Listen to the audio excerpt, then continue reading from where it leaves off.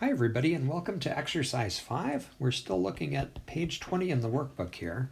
This is asking the same question or a similar question to what we just answered in exercise 4. It's giving us a set, this time of 4 matrices, and asking, does that set of 4 matrices span M2 by 2 of R? It's like asking, can we build any 2 by 2 matrix as a linear combination of the 4 matrices that are in S?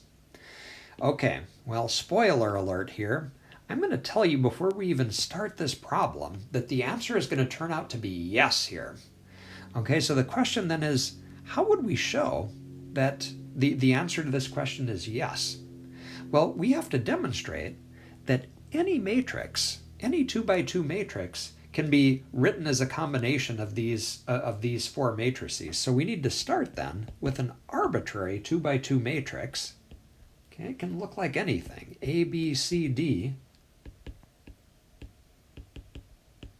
And what we have to prove is that it's possible to build that matrix as a combination of the matrices in S.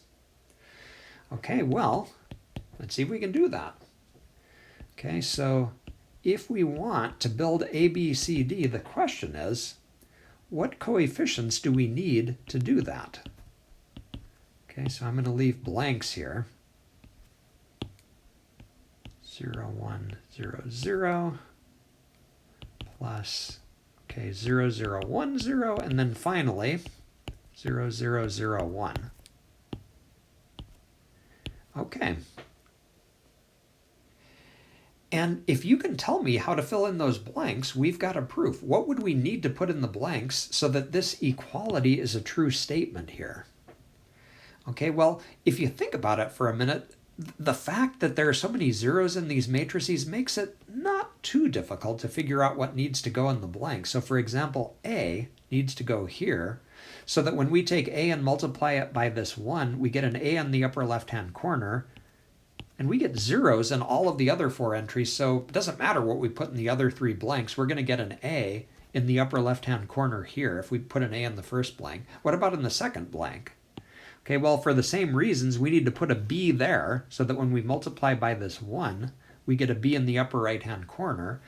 And you can see the logic kind of works all the way across. If we put a C and a D in the last 2 blanks, we get a true statement. Okay, and because of the fact that we were able to fill in those blanks with the right scalars, that tells us that sure enough, this matrix that we started with, A, B, C, D, is in the span of S. And there's our proof. Okay, it was basically very algebraic. Okay, so let's just make kind of a concluding statement here. Every matrix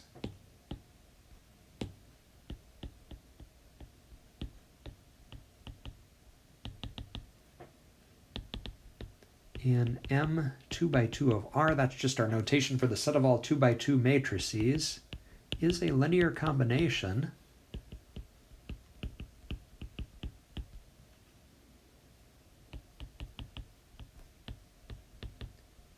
of the matrices in S, and so our answer is yes.